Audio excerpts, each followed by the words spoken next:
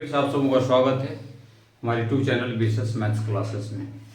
आज हम लोग देखने वाले हैं क्लास 9 के एक चैप्टर जो बहुत इंपॉर्टेंट है, अध्याय 2, जिसको हम लोग बहुपद कहते हैं यानी पॉलिनोमियल।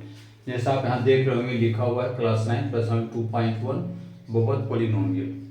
ये बहुपद होता क्या है इसको हम समझेंगे। तो बहुपद के कंसेप्ट को जानने से पहले आप अपना बुक देख लीजिए और इसमें छोटे मोटे कुछ सवाल हैं।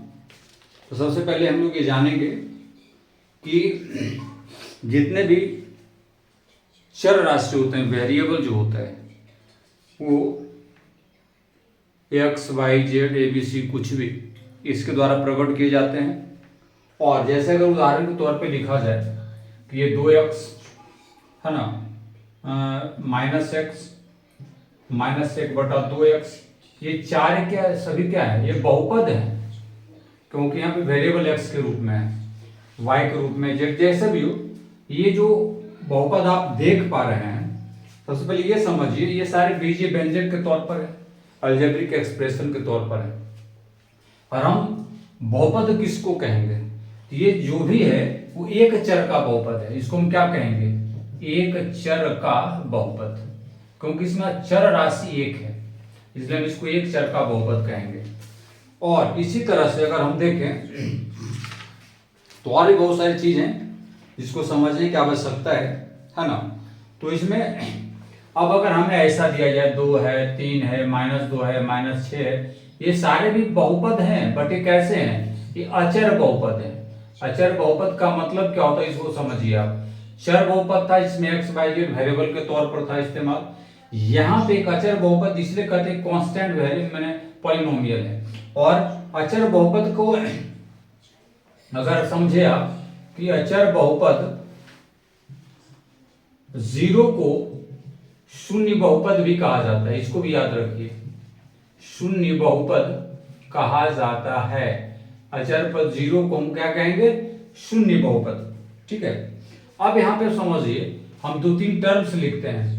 पहले है एक पदी, दूसरा है द्विपदी, तीसरा है त्रिपदी। इस तरह से तो ये एक पदी है क्या, एक पद वाले बहुपद को, एक पद वाले बहुपद को एक पदी बहुपद कहा जाएगा, एक पदी बहुपद कहा जाता है।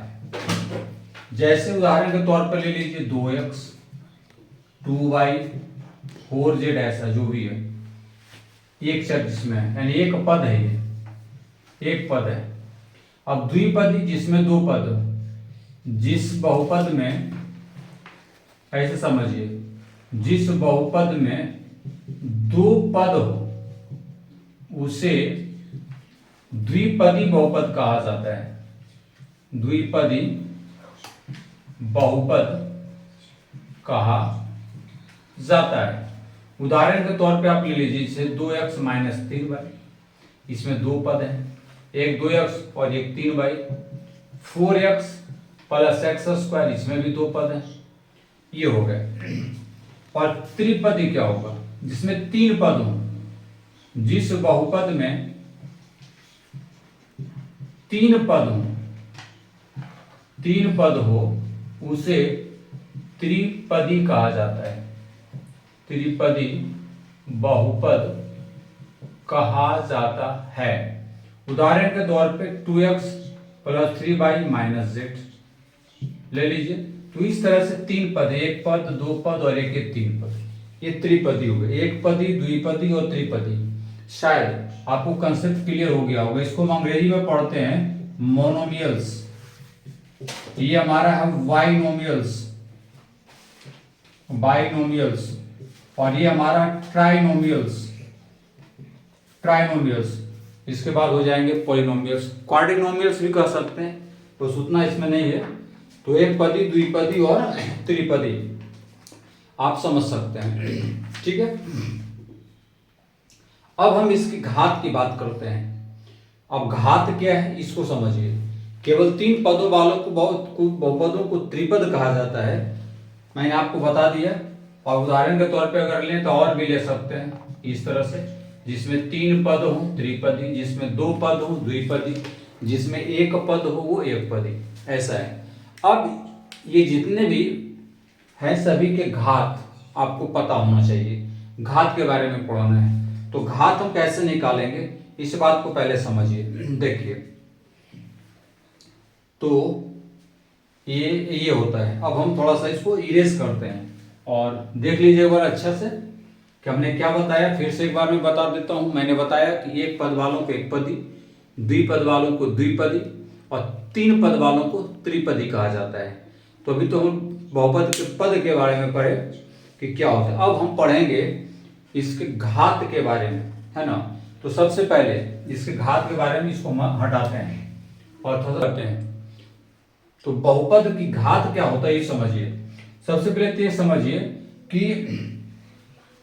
एक शून्येतर अचर बहुपद की घात, बहुपद की घात शून्य होती है। क्या होती है? शून्य होती है। जैसे अगर हम देखें इसको, आप समझिए कि ये घात होता क्या है, पहले इसको समझिए। इसको पहले इसको रहने दीजिए। हम देखते हैं कि एक बहुपद में, ये सारी इंपॉर्टेंट लाइन है इस चैप्टर का, एक बहुपद में चर की अधिकतम, चर की अधिकतम घात वाले पद, घात वाले पद, घातांक, घात वाले पद के घातांक, घातांक को बहुपद, बहुपद की घात, की घात इंग्लिश में कहते हैं degree of the polynomial, degree of the polynomial, बहुपद की घात कहा जाता है। ये आप समझे घात होता क्या है।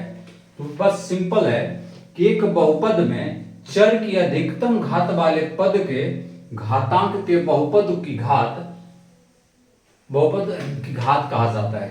ठीक है। जैसे अगर हम लें उदाहरण के तौर पर कि हमारे पास जो बहुपद है ये क्या है। अगर हम बहुपद की बात करें तो ये 3x7 minus 4x6 plus x plus 9 की घात क्या है भैया, की घात 7। अब बोलिएगा कि 7 घात आपने क्यों लिया सर, 6 क्यों नहीं लिया।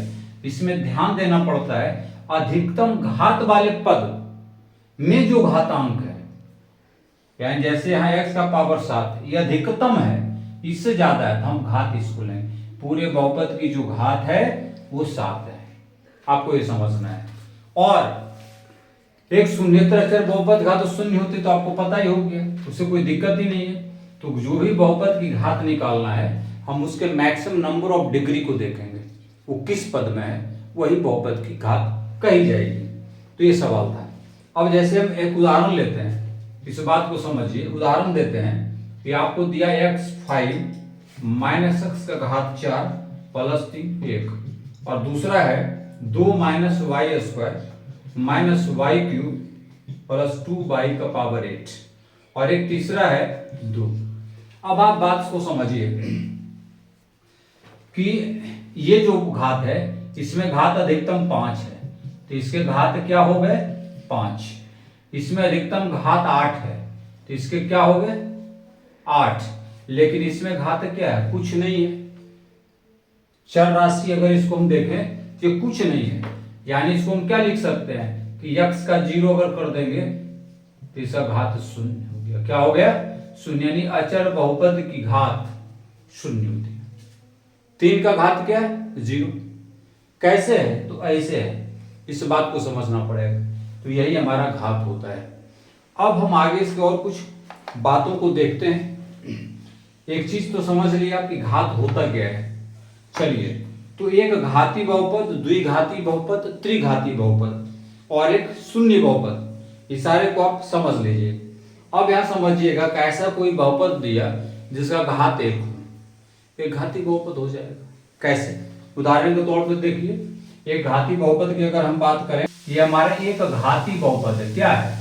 एक घाती बहुपद, या इसको हम रैखिक बहुपद भी कहेंगे तो चलेगा, दोनों नाम है इसका। ठीक है।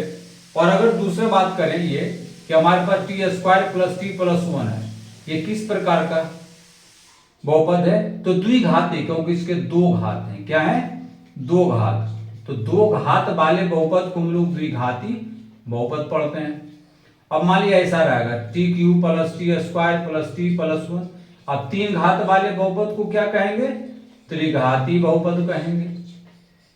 ये तो क्लियर है। यानी ऐसा कोई बहुपद जिसका घात 1 हो, वो हमारे एक, जिसका घात 3 हो, हम उसको त्रिघाती बहुपद कहेंगे। ये कंसेप्ट आपको क्लियर होना चाहिए। चलिए, तो शून्य बहुपद घात परिभाषित है नहीं, और इस आधार पे हम चलते हैं प्रश्नावली की तरफ। हमको इसमें जो पढ़ाना था हमने देख लिया, समझ लिया। और एक बार फिर से आपको मैं बता दूं कि बहुपद चर राशि के रूप में होते हैं, अचर राशि के रूप में होते हैं। अचर बहुपद की घात 0 होती है, याद रखिएगा। एक पद अगर है तो एक पदी बहुपद, दो पद उसमें है तो द्विपदी बहुपद, तीन पद है तो त्रिपदी बहुपद। ठीक है। उसके बाद घात के बारे में आपको बता, ऐसा कोई बहुपद जिसका घातांक अधिकतम हो, उस बहुपद की घात होती है। ऐसा कोई बहुपद जिसका एक घात है, एक घाती बहुपद। ऐसा कोई बहुपद जिसका घात 2 है, मैक्सिमम 2 है, तो द्विघाती बहुपद। ऐसा कोई बहुपद जिसका घात 3 है तो त्रिघाती बहुपद। तो ऐसे चीजों को हम लोग से याद रखेंगे। और अचर बहुपद की घात 0 होती है। चलिए, तो इस चैप्टर में इतना ही है। अब इसके कुछ इंपॉर्टेंट, जो इंपॉर्टेंट कहिए या जो भी के सिंपल एक्सरसाइज है, उसको हम लोग देखते हैं और समझते हैं। चलिए, अब हमें ये बताना है कि इसमें कौन बहुपद है, कौन बहुपद नहीं है। तो बस समझने की चीज है, क्या करेंगे। जैसे ये देखिए, इसका घात 2 है, 4x square minus 3x plus 7, यानी ये हमारा क्या हो जाएगा? एक चर में बहुपद है, सबकी चर राशि x है, तो ये हमारा हो जाएगा, क्या हो जाएगा? ये बहुपद है, एक चर में बहुपद है। दूसरा देखते हैं कि वाई स्क्वायर प्लस √2 दिया हुआ है, तो ये भी है, क्योंकि यहाँ घात 2 है, एक चर है, ये भी बहुपद हो जाएगा। तीसरा 3√t प्लस t का पावर t√2 है, ऐसा है, ये बहुपद नहीं है। क्यों नहीं है? जैसे देखिए 3, इसका घात इतना हो जाएगा, ये √2 है तो 2 का घात कितना हो जाएगा बताइए? 1/2 हो जाएगा। ये जो घात आप देख रहे हैं ये पूर्ण संख्या नहीं है, इसका घात क्या है? पूर्ण संख्या नहीं है ये। तो जब पूर्ण संख्या नहीं है तो ये बहुपद नहीं है। ये क्या है? बहुपद नहीं है, ये बहुपद नहीं है। अब आते हैं इसमें 3 नंबर में। इसमें समझिए क्या है ये 3 चर में एक बहुपद हो सकता है। नहीं, गलत है। 3 चर में ये होगा, x एक चर, दूसरा चर, तीसरा चर, तो ये 3 चर में बहुपद है, 3 चर में बहुपद है। ठीक है। और ये क्या है? ये जो 4 नंबर आप जो देख रहे हैं ये भी बहुपद नहीं है। क्यों नहीं है? तो इसके घात पूर्ण संख्या नहीं है। कैसे नहीं है समझिए। जैसे ये y है, अगर हम इसको लिखें तो y प्लस 2 y का पावर -1, ऐसा आ सकता है? आ सकता है। और ये 1 हो गया, तो ये क्या हो जाएगा? ये चर का प्रत्येक घातांक पूर्ण संख्या नहीं है, ये बहुपद नहीं है। ये क्या है? बहुपद नहीं है। तो बहुपद है कौन कौन? 3 चर में बहुपद, एक चर में बहुपद और एक चर में बहुपद, बाकी बहुपद नहीं है। इस बात को समझिए। अब इसके दूसरे सवाल को हम लोग लेते हैं। दूसरा सवाल हमारा क्या कहता है वो देखिए। दूसरा है कि एक्स स्क्वायर का गुणांक लिखिए। एक्स स्क्वायर का क्या लिखना है? गुणांक। तो सबसे पहले हम प्रश्न लिखते हैं, क्या? 2 + x² + x। दूसरा सवाल 2 - x² + x³। और तीसरा है π/2 x² + x। और चौथा है √2x - 1। देखिए, हमें x² का गुणांक कहता है, जिसका भी गुणांक कहेगा हम देखेंगे कि उसके साथ कौन सी संख्या गुना की गई है। समझ में आई बात? जिसका भी गुणांक निकालने रहेगा हम उस पद को देखेंगे और ये देखेंगे उसके साथ कौन सी संख्या गुना की गई है। जैसे अगर एक्स स्क्वायर के बारे में पूछा गया है तो इसके साथ नहीं पूछे तो एक है तो इसका गुणांक एक हो गया। इसके साथ भी नहीं पूछे तो एक है तो माइनस एक हो गया। अब बोलेगा माइनस एक का ये प्लस यहाँ आ गया प्लस एक, या माइनस है तो माइनस। अगर यहाँ 2 रहता 3 रहता तो वो उसका गुणांक हो जाता। यहाँ एक्स स्क्वायर के साथ पाई बाई 2 है तो ऐसा गुणांक पाई बाई 2 हो गया। अब यहाँ एक्स स्क्वायर है ही नहीं, अब क्या करेंगे भैया? एक्स स्क्वायर नहीं है तो जब नहीं है तो क्या कीजिएगा ये बताइए। यहाँ लिखता है √2x, एक्स स्क्वायर है ही नहीं है।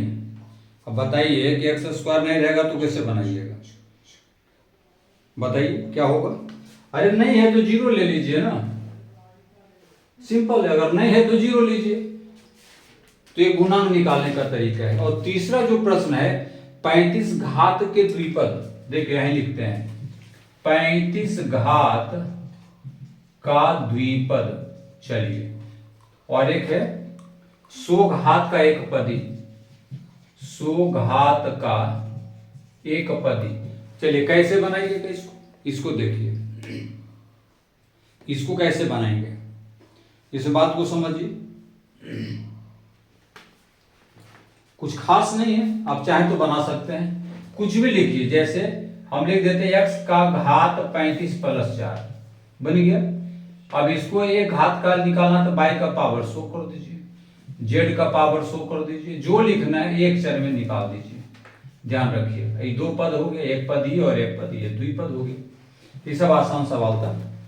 और अब आता है प्रत्येक बहुपद की घात लिखिए। चौथा सवाल दिया है, क्वेश्चन पहले लिख देते हैं तो ध्यान दीजिएगा। क्वेश्चन है पहला 5x³ + 4x² + 7x। दूसरा है 4 - y²। तीसरा है 5t - 7 और चौथा है 3। इसमें प्रश्न जो दिया है कि निम्नलिखित बहुपदों में से प्रत्येक बहुपद की घात, मैं अभी आपको बता रहा था, जब कैमरा देखिएगा, हमने अभी आपको बताया था इसके पहले कि 5x³ 4x² + 7x। कोई बहुपद है, आपको बोला कि आप क्या दीजिएगा? घात बताइए। तो हम देखेंगे ऐसा कौन पद जिसकी घात अधिकतम है, वही आंसर होगा। तो इसका अधिकतम घात ये है 3, इसका आंसर हो जाएगा 3। इसका अधिकतम घात है 2, तो ये हो जाएगा 2। इसका अधिकतम घात है नहीं कोई तो t का पावर 1 और इसका अचर पद का घात 0 होता है। बहुत आसान है। अब आप आइए 5 नंबर की तरफ, जरा सा देखिए। 5 में दिया है, प्रथम प्रश्न लिख लेते हैं। प्रश्न है, कैमरामैन फोकस कीजिएगा, थोड़ा नीचे बोर्ड से हो रहा है। x - x³। तीसरा है y + y² + 4। चौथा है 1 + x और पांचवा है 3t। छठा है t का स्क्वायर, r का स्क्वायर। और सातवां है 7x³।